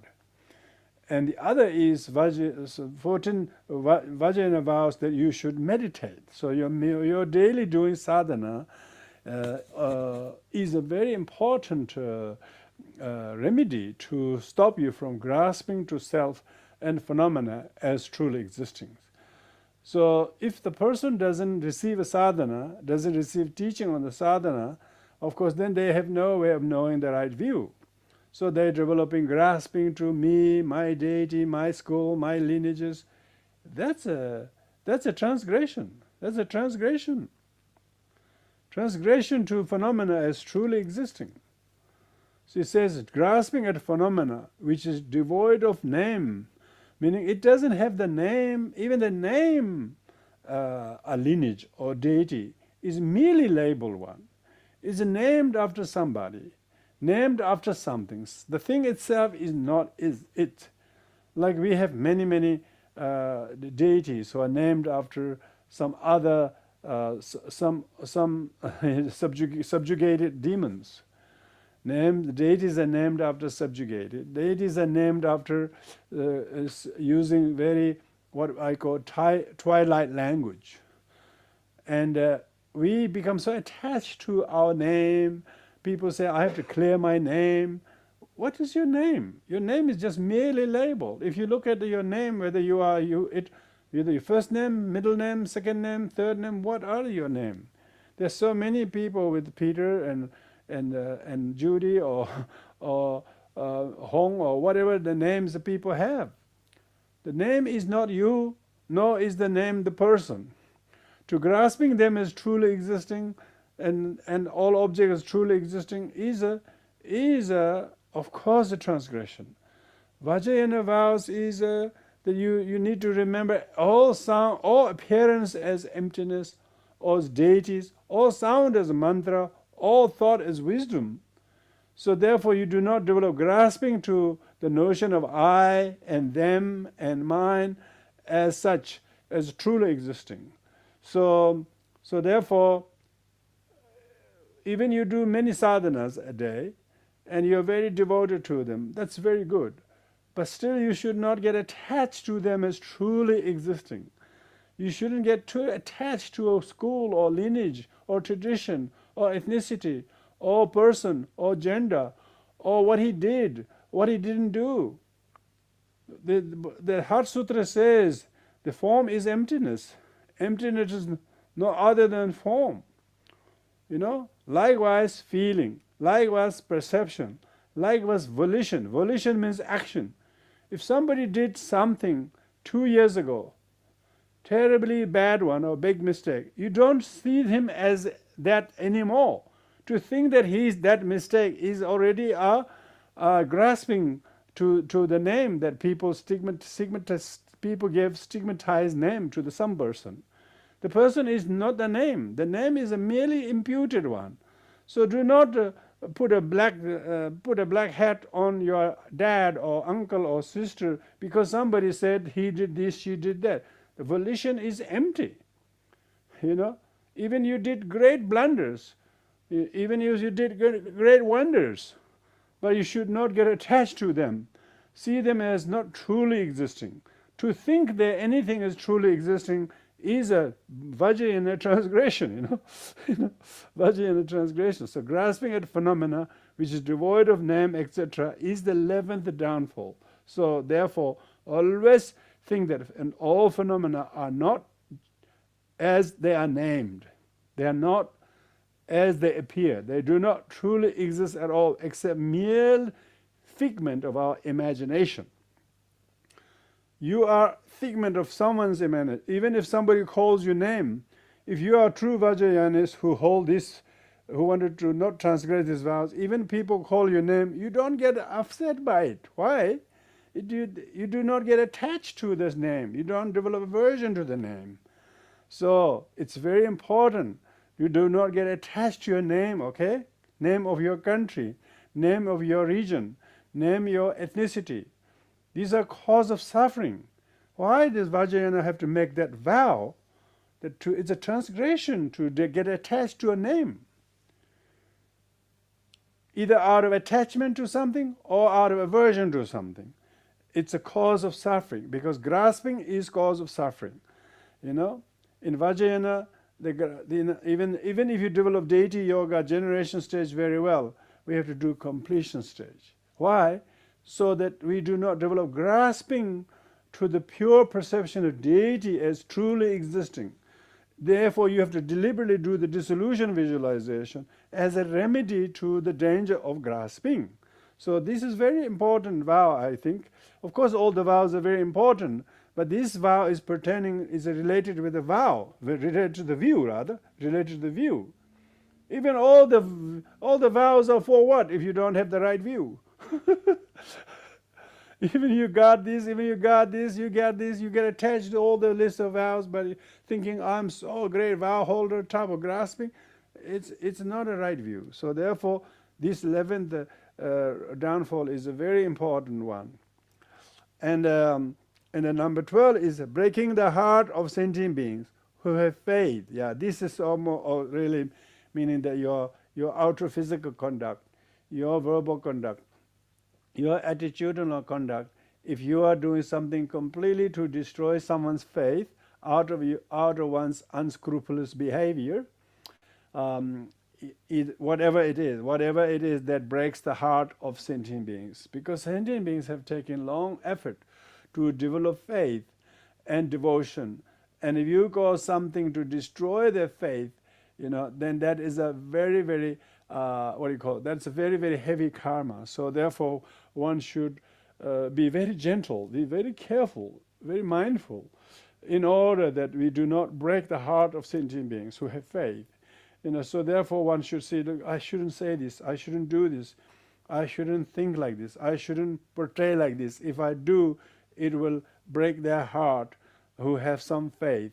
And so therefore you try very hard to not hurt the feelings of sentient beings, particularly that will destroy their faith in the Dharma, their faith in the lineage, their faith in the Sangha. So therefore you try not to create any causes to destroy and break their heart. So do not break heart of sentient beings. That's a very important one. You can see that one is still very, very Mahayana. You can see that's very Mahayana, that one. And then this one is this last two is specifically Vajrayana, not using Samaya substance as one should is the 13th downfall. So this is talking about, like say in Vajrayana you have to use certain substances during talk, and some during empowerment they may use certain substances, and you shouldn't think they are not appropriate or something like that, and you do not use them. Not using Samaya substances, and also not using the names of the Samaya substances, because there are some names of the Samaya substances that are not conventional names. So you have to use the correct code language of the things, and therefore you should use them without thinking they are dirty or they're impure or what is this, where does this come from, or that sort of thing. And then particularly if it's something to eat or drink, people think, oh, no, I don't want to eat this, what's that? So if you try to sort of show that kind of contempt to the Samaya substance, and not using them is a denigration, is a breakage. For instance, in Vajrayana we talk about the 5 nectars, for instance. These 5 nectars are basically our own body. Our own body is made out of nectars, red element, white element, and so on. Red element is blood, white element is semen. And some of the symbolic substance are used during the things, and then not honoring them is a because in Vajrayana we do not dichotomize, thinking this is pure, this is impure. We see everything is lack of inherently pure or impure, inherently existing thing. So we use Vajrayana ritual, during which we use the ritual dimension to see for instance, the animals, the cow and dog and human and horse and so on. Their meat as actually make them a dharma, and imagine them a dharma, because they basically represent your 5 aggregates. Your 5 aggregates is not impure, they are pure. 5 aggregates are, when you understand the right view of ground, path, and result, that 5 aggregates and 5 meats are symbolic 5 tathagatas, and the 5 nectars or the 5 afflictions are actually wisdoms. So it's just Vajrayana, we transform all dualities, and so therefore to certain Samaya substances that are often used have to be used for that very purposes. So you shouldn't think it's I don't want to eat this, I don't want to use this, this sort of thing. If you then you are breaking the Samaya. So one should use them, one should take them. And the last but not least is that disparaging women who are the nature of wisdom is the 14th root downfall. So disparaging women meaning, of course, if you have pure perception, of Vajrayanis, you don't distinguish women as you don't disparage women. There is no woman other than perfection of wisdom. All women are either karma, mantra born, field born, simultaneously born, and place born. They are all, all the females are wisdom dakinis. One should not see them as objects of contempt and treat them with disregard and treat them as second class. And this is definitely very, very, what you call, Vajrayana's 14th vow, but most updated 21st century vow. There is a huge movement, understandably, for the equality of gender in this world, and because world has been treated the more sort of dominant gender, male, has been treating female with contempt, and quite a lot of common vehicle teachings are always talking women's this, it's all women's fault. They should not even be allowed, and so those kind of dualistic views of a very kind of pre-4th century Buddhism is indeed pre-4th century Buddhism. And we even have today saying that we can't ordain women into bhikkhun because they're women type of thing. You can see the Vajrayana point of view, it's such a farce. Women, every male sentient being has their mother as a woman. No matter how high sounding tulkus or high lamas or great celebrated bhikkhus and ajahns they're all born from the womb of their mother. And so to regard women as a filthy or dirty or lower, and that is simply not Dharma, let alone Vajrayana. And that's why in Vajrayana we have lots of we respect all sentient beings as equal and pure. Particularly, like there is no vow to say that to disparage men it is a transgression. It doesn't say that, but instead it says to disparage women is. See, Vajrayana is very 21st century kind of view, because it gives full respect to our mothers, our sisters, our daughters. Every one of us has incredible mother, incredible number of sisters and daughters and nieces, and without them, where would we be? We would not know how to even your socks are knitted by your niece and your mother. Your whole body has been sweat and tear of your mother. So to denigrate women would be even a great human rights violation. Human rights violation, discrimination they call it in the modern context. But this shows Vajrayana teachings knows that dualistic teachings often divides the people. In Buddhism, I used to say, now this is still my view, but while we thought that Buddha discarded the caste system, Buddhism created another caste system. Firstly, monk and nun, layman and laywoman, and ordained. And between the ordained, between male ordained and female ordained.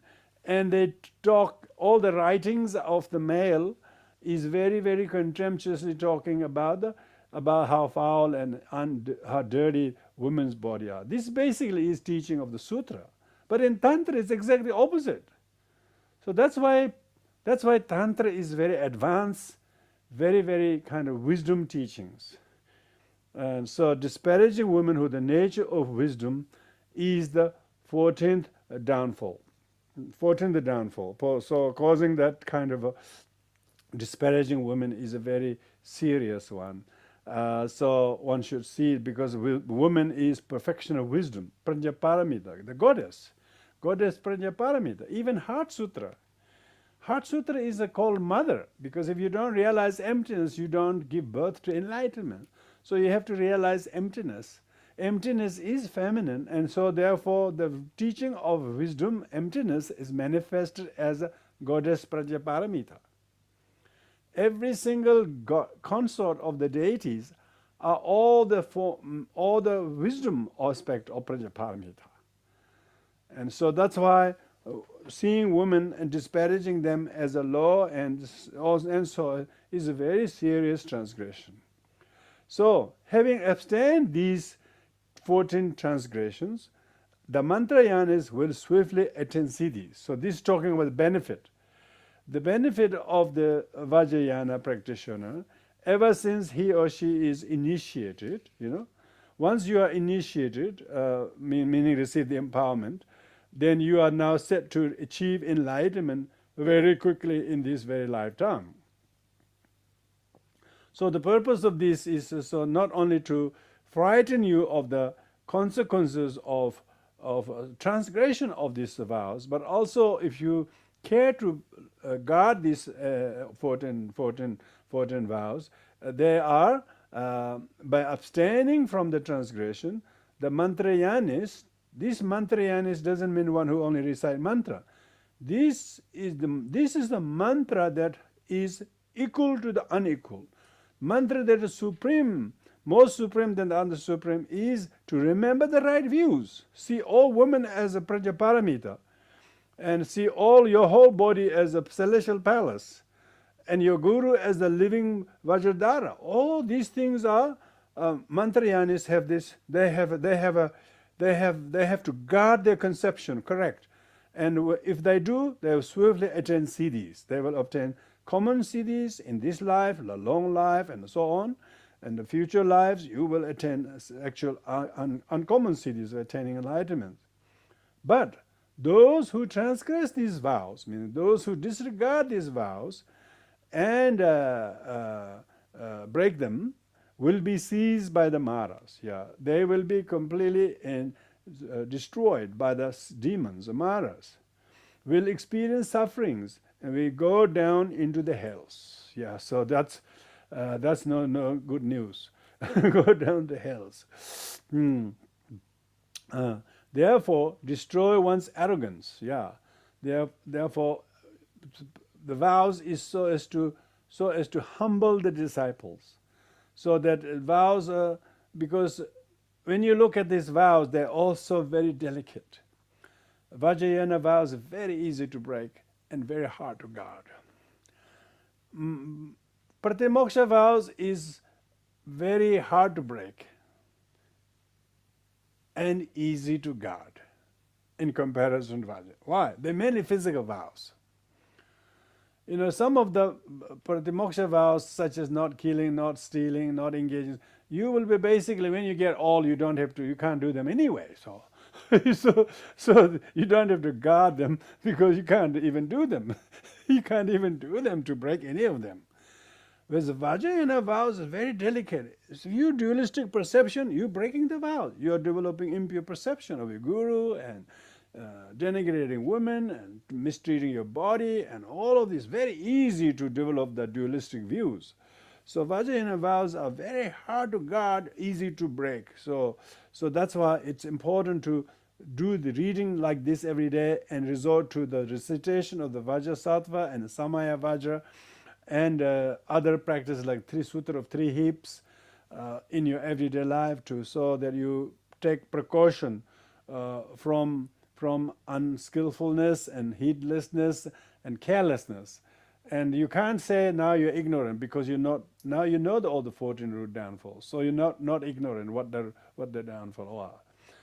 So you now know them. So now we have to be a bit more heedful and respectful and not becoming so challenged by affliction. Do not let your affliction devour you.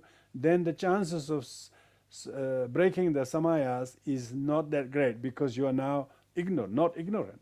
Because you're not ignorant, you become little bit more knowledgeable and therefore more heedful, more respectful, and be careful. Otherwise you will be seized by the maras and when you transgress any of these vows, you will head for very severe consequences. Therefore destroy one's arrogance. Have the humility. Always recite this every day and witness. I witness this, confess the 14 root down. I witness this, confess the 13 root down, and so on. When you say, I deluded one in Vajrasattva, I deluded one, Every day you do the confession. The one who does confession regularly actually would be much more humble and kinder to those who have flaws. Because one knows, I have just as many flaws than this person. Why should I judge this person? So therefore it destroys your arrogance, saying that you are purer than others, you are much more sort of genuine practitioner than others are. You do not think like that. You see, I'm still inadequate practitioner. Therefore you have this amazing humility. It's just because you have destroyed arrogance. And learn how to avoid delusion. Yeah. You do not fall under doubt.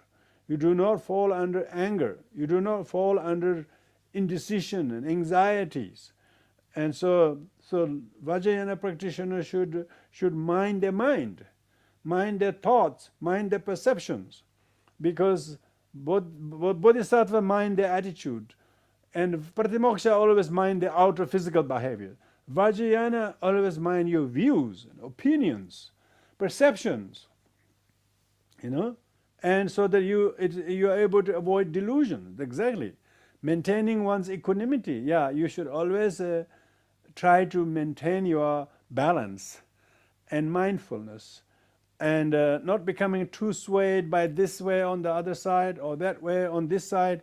Do not become so easy to become yo-yo, One moment you want to do this, another moment you don't want to do this. And not become a yo-yo. Have some kind of balance. Have stability. Maintaining one's equanimity. Make whatever offerings one can to the Guru. Yeah, so in order to maintain your pure perception to the Guru, always make offerings. Make offerings doesn't mean empty your pocket and bring things to him. Means you do your practices, you do your revision of your Bodhisattva and Pratimoksha Vajrayana vows, and then at the end of the practice you offer for long life fulfillment of wishes of our Gurus, and always treat them with high regard, and see how difficult it is to meet the Dharma, how difficult it is to have faith in Dharma, how difficult it is to hear the Dharma. But you have somehow have found and heard and been attracted to the Dharma. This is wondrous occurrence in your life. So you should be very thankful for that, and therefore always dedicate your merits. That's why I say whatever offerings one can to the Guru, whether it's a flower, whether it's just a prayer, whether it's a mantras, you offer those practices. You offer the right view. You have right view that all things are not merely imputed. This is not truly existing. He's not this, she's not that. They are just merely imputed by my and other people's conceptual thoughts. So therefore, don't develop grasping to anything. And as soon as you have a little bit of sort of I would say like a little bit of dawning of a right view, offer that to the Guru. May his wishes be fulfilled. May his positive influence spread to the world. Think like that. That is what I mean by whatever offerings one can to the Guru. Of course you can offer material things. Of course you can offer your time. And you can offer your other services and so on. But not often we are always near our Gurus. So we are in a far away from places. So you should always do your daily sadhanas and then make that as an offering to the root and lineage Gurus for their fulfillment of their wishes.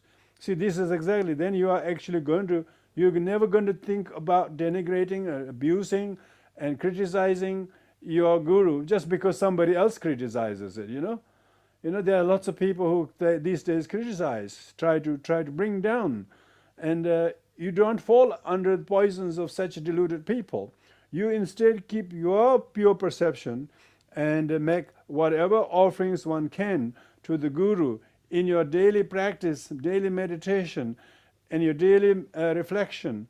And if you remember the virtue of bodhicitta and patience and kindness and noble silence, if you're practicing them, you should always rejoice. Look at this, how wondrous Dharma is. That even I, usually so deluded and so selfish, so lazy, doing these practices, realizing these small spinets of right view, snippets, I'm not saying it right here, snippets, yeah, small snippets of right view, you should rejoice them and offer to the Guru. Starting with taking refuge in the triple gem, also with bodhisattva vows and like. So every day, whenever you do refuge, whenever you do sadhanas, you're always taking refuge in the triple gem. You always renew your bodhisattva vows and the like. The mantrayanis who wish to benefit himself should again strive to uphold them. Yeah, a Vajrayanis should always take great care with his pratimoksha vows, with his bodhisattva vows. You do not say, I'm Vajrayanis, and disregard the pratimoksha vows or bodhisattva vows. No matter how pure perception and the right view you may have as a Vajrayanis, still outward behavior should be concordant with the behaviors of every good Theravada practitioner, Theravada or Pratimoksha practitioner. The physical behavior should not contradict being oneself being Vajrayanis and do whatever one likes, I heard people, some people think that they are Vajrayanis, they can have talk, and they have little small Samaya substance, maybe alcohol, but they all bring bottles and drinking, not that kind of thing, So outer behavior should be according to our Theravada brothers and sisters. Very good. So then you are a good authentic Vajrayana practitioner, because you don't disregard and overlook the lower vehicle teachings. If you cannot practice, you have still limitation, that's fine, but your overall view should be like this. You should still have utmost respect to the common vehicles, and outer behavior should be in accordance with the social norms and likings. So you don't promote this crazy wisdom, and as if you are beyond the norms of common ethical boundaries or behaviors. Still you will have certain karmic habits, but you still learn to exercise restraint with them. You can see yourself 10, 5, 6 years ago where you were, and now you know that you now learn to exercise restraint yourself. So you can see you are just as much as beginner, but at the same time you are matured a lot. Therefore, you actually go back to review the pratimoksha vows, whether you are a triple refuge holding vows, or one vow holding upasaka, two vow holding upasaka. This is life, one in the whole life you don't want to kill, something like that. If you take the vows, that's a one vow holding upasaka vow. And they are ceremony. You could receive these from teachers who will give you the one vow for life, two vow for life, three vow for whole life, and then 4 vows of life, maybe except say celibacy. So that's usually like most lay people supposed to be that, So you need to starting with taking refuge in the triple gem, which is the most basic Buddhist vows, is triple refuge vows. Then on top of that, 1 pratimoksha vows, 2, 3, 4 for life, and then of course if you go on taking the pratimoksha vow of a novice, of course that's for whole life, or fully ordained monk for whole life. So that's all pratimoksha vows. Also bodhisattva vows. Then on top of that, you renew your refuge bodhicitta vows. You take bodhisattva vows, you renew them every now and then, and formally I'm talking about, with teachers and so. You in daily time you need to review your bodhisattva vows at least 6 times. You should practice generosity 6 times. 4 types of generosity: giving material things, giving emotional support, giving dharma, giving loving kindness. All of this we should always practice, particularly someone who needs it, who really are suffering because they don't have this, they don't have that. And then always give them a very kind look, pass them a very compassionate remark. These are small offerings, but they are bodhisattvas, bodhicitta practices. Without bodhicitta, there is no Vajrayana, Vajrayana is not just a color therapy, you know. If you don't have Bodhisattva vows. So without Bodhisattva vows, there is no Vajrayana vows. So you can see even these 14 root vows, most of them, with the exception of only maybe 3 or 4, they are all designed for you to become more scrupulous to guard your Bodhisattva vows. The more you become scrupulous to guard your Bodhisattva vows, that much you respect the Pratimoksha vows, however basic they are. Maybe you only have maybe one Pratimoksha vows from now until you die as a layman, because you can't take all the other precepts. You will know you will break them. If you're living as a monastic in a compound, living on the arms of others, generosity of others, you might be able to guard all the precepts. Otherwise, you can't. You try to sell things, you try to buy things, you try to make a profit, and so on, so on. It's all riddled with complications, because that's why a majority of lay people cannot practice very well, because of the challenge of modern living. That's why in Buddhist countries, if you go to Theravadan countries, to some degree, maybe some Mahayanists as well, I don't know how many Vajrayanas do, they take the Uposatha vows. Uposatha is the 8 precept vows for 24 hours. They do full moons and new moon, they go to the temple, they stay in the temple and take 8 precepts. Everybody's do the meditation and study and observe the 8 precepts from then until sunrise in the morning. They do twice a month, like that. That's a really, really good tradition, you know. Really, at least twice a month, they're actually living by the precepts according to the Pratimoksha. It's a really, really good tradition, that one. If we can introduce those while the Sangha is established in your community, you should all encourage each other. Let's take precepts on full moon. Let's take precepts on new moon together, and stay in the center or somewhere and give a really good day of practice, study and meditation. So that way you are slowly sowing the seeds of the individual liberation, such as Uposatha. Uposatha Sanskrit means you are adhering to the precept like the monastics for just a day. Twice a month, you know, but you can't do every day because you have samsaric commitment, but during those 2 days you really live by the book as if you are a fully ordained Sangha, because they don't also eat after midday and so on. So you observe the 8 precepts. If you did that, that is the most basic one, because that's not every day. That's just those 2 days or 5 days or whatever you can do.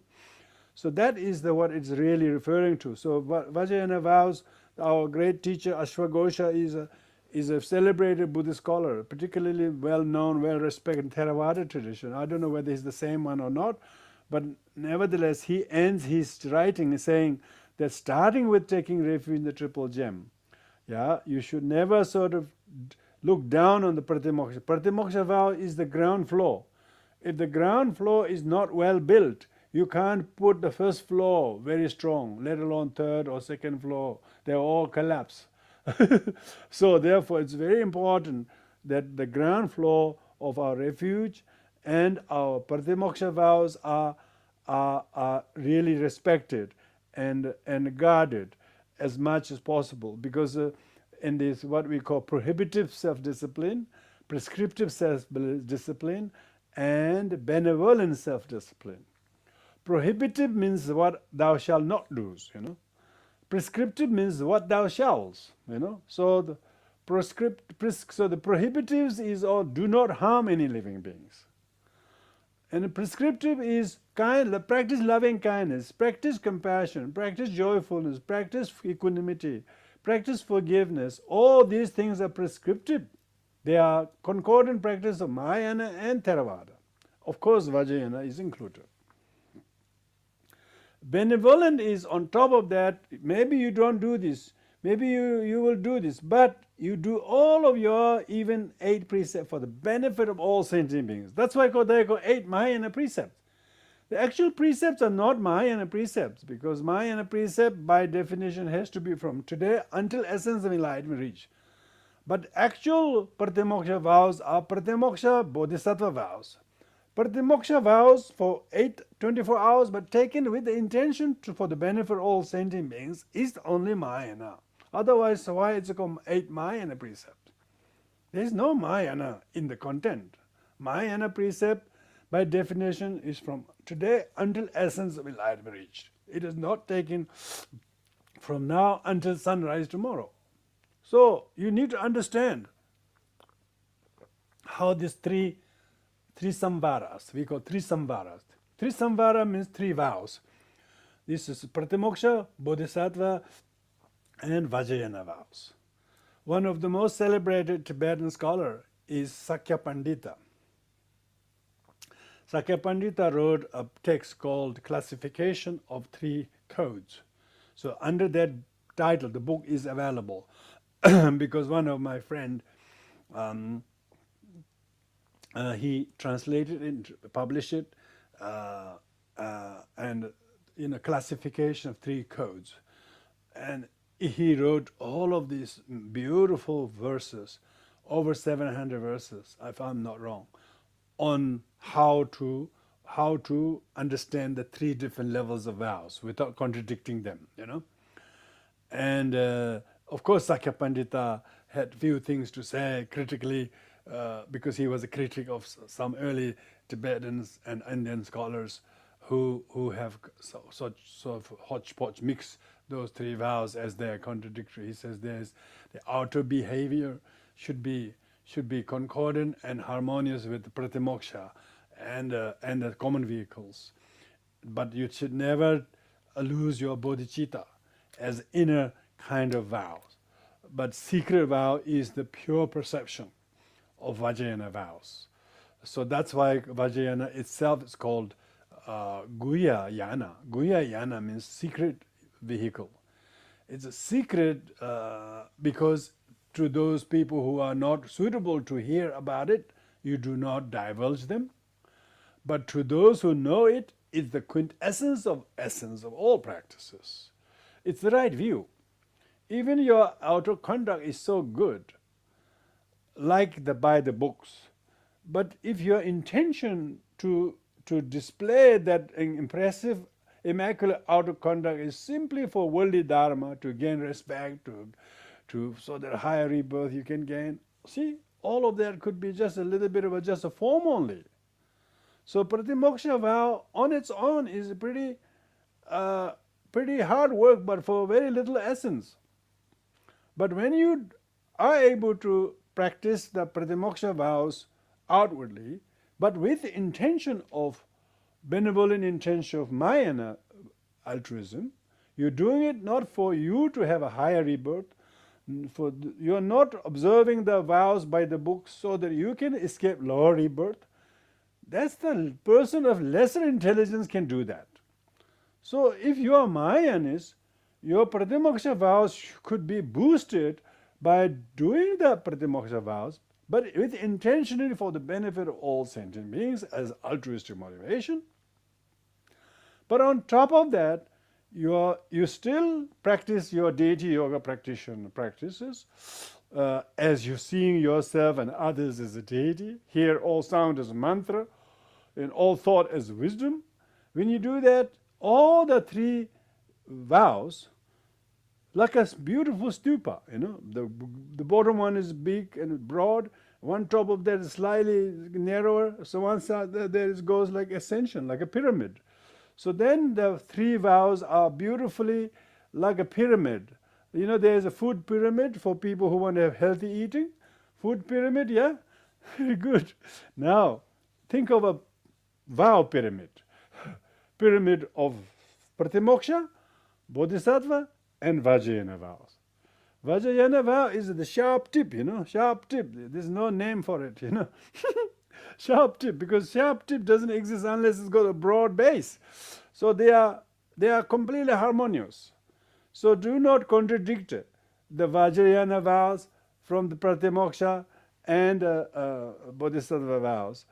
And it says, then Mantrayani who wish to benefit himself should again receive and strive to uphold them. So you should always try to receive another empowerment if you have received already, so that you top up the empowerments, you renew the empowerment. You're not getting a new vows. You still are bound by these 14 root vows. You do not receive anything new. Some people say, I received the Sakya Lama. Oh, I can't receive this. No, there's no Sakya vows. No, there's no Geluk vows, no Kagyu vows, no Nyingma vows. There's only Vajrayana vows. There's no Vajrayana vows. There's only Mahayana vows. There's no Mahayana vows. There's only Pratimoksha vows. So these things should not be contradicting, saying there is a different kind of vow when you receive this lineage and that lineage, and it has to be our lineage. All that sort of thing is designing to divide people. We're not meant to denigrate and look down upon other traditions and doctrine, remember? Let alone saying that we have to receive within this lineage as the refuge vow is different from different lineages, as Bodhisattva vow is different lineages. What do you mean? Asanga, Maitreya, what are you talking about? All these very, very difficult to trace historical figures. If you look at the historicity, we can hardly list more than 20 names in the Vinaya lineage, let alone Bodhisattva vows. In the Zen tradition, they list about 26 patriarchs. Oh gosh, 26 patriarchs for the last 2,600 years. Oh, every one of them lived 100 years each. So basically, the name looks impressive, but historically it's very difficult to prove. So don't worry about those nitty-gritty details. Have pure perception that Vajrayana vows practitioner should have pure perception to all lineages, not just within the Vajrayana, not within the Tibetan Buddhism, but all the Mahayanas, all the Theravadayanas, or even the other religious traditions. We cannot afford to denigrate them, because if you denigrate them, you will hurt and upset. You will upset all the Muslims. You will upset all the Christians, because if you do that, then you have given up loving kindness to sentient beings. To the Christian, you should talk about how good the Christian teachings are, so that you do not upset them, you do not treat them with contempt. Because to upset any sentient beings is a transgression of the Vajrayana vows. So Vajrayana is not that esoteric. It's very, very exoteric.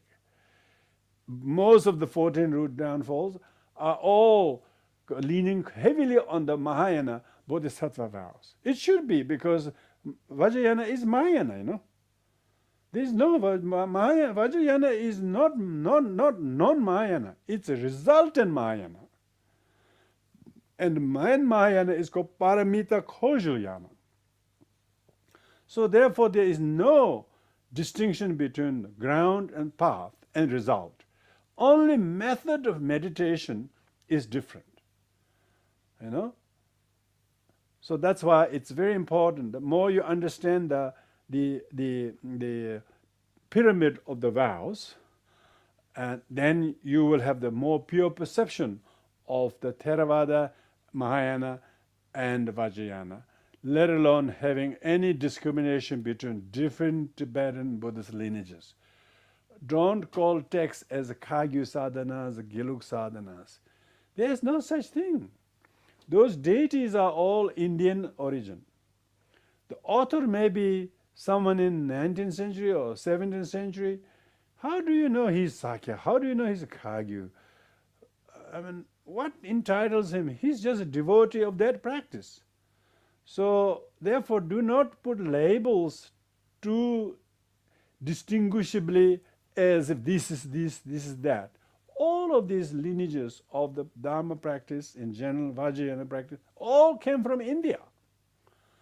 When we trace the Vajra lineage, for instance, there are at least 6 or 8 Indian lineages.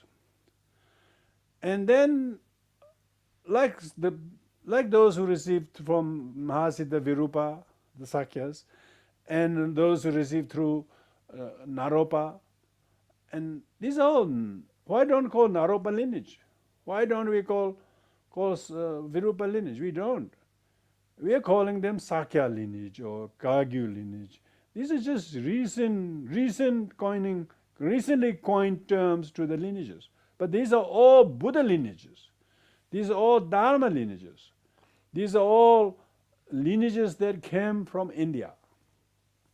Therefore, we cannot afford to have discrimination between the Tibetan lineages or between Mahayana and Theravada and Vajrayana. If to do that is a transgression, is the sixth one. Sixth root downfall is the denigrating the other lineages or doctrines as this, as that. So therefore, this short and a teaching that I have gone through is very pertinent and important for all Vajrayana practitioners. And this will enable us to have greater regard for the Bodhisattva vows and Pratimoksha vows, and of course the few of the Vajrayana, uniquely Vajrayana vows regarding the Guru as a Vajradhara, and your body as a temple, and woman as a Prajaparamita, and the Samaya substance as something you should not disregard. All there's just few of them very unique Vajrayana. Otherwise, they're basically all the Mahayana Bodhisattva vows. Not to give up bodhicitta, not denigrate other sentient beings. So hopefully this will greatly boost your existing mindfulness and heedfulness and joyfulness in your having the good karma and the Dharma to receive authentic empowerment from Vajrayana masters, and always regard all of them as the same soldiers of peace of the fully enlightened Buddhas and Bodhisattvas, and therefore honor your practices and do not label them as a Kagyu or Sakya or Nyingma. These are all just the sadhana. If the sadhana is named of the Jinasagara, Jinasagara is the name of the deity, so called the sadhana is named after the Jinasagara. Jinasagara means ocean of victory. Ocean of victory. So there is no Tibetan name there, but the Tibetan name they go, Gyawa Gyatso, but Gyawa Gyatso is a translation of Jinasagara. Gyawa means Jina, and Sagara means ocean. Ocean of victor. Victor is an epithet of the enlightened one. Yeah, it's the fully enlightened Buddha manifesting as a Avalokiteshvara. So these are all clear, skillful manifestation of different kayas in order to deify the wisdom of compassion and wisdom and their non-duality. So with this we will conclude here. Thank you everybody for lending your full attention over this few hours with me and Sakya Friends, and may all of you please make a habit of reading this, because if you do this reading, this daily recitation of Vajrayana root of precept by Ashwagosha, I'm glad that all of our translators have made it available. I'm not too pedantic about few wordings here and there. That doesn't matter, because we're not in that kind of state. So you can always improve and polish the wording, but it's not everything always getting to the finished product in such a short notice. But at least you have got something to work on, and you are most welcome to improve, edit the translation, and circulate that to your friends, particularly who have participated in this, and anyone who is a Vajrayana practitioner. You can give these texts so that they also have the benefit of knowing. And of course, these teachings and other teachings are available on YouTube, and then people can then improve their comprehension and understanding and practice of that. So with this in mind, we will now conclude here, do the dedication of merits, because every single effort we make has a lot of merits. The merits are even better if you dedicate them. Yeah, if you dedicate the merit, then even if it's small, it will not go astray, do not get forgotten. So please be kind to yourself and look after your body. Remember, it's a Vajra body. And be kind to your sisters and mothers and all. They are all Prajnaparamita. And of course, be respectful to our living gurus and the masters, because there are very few who want to do the job. And those who are very, very, fearless soldiers of peace. May they live long. So with this, I ask you to join in the prayers.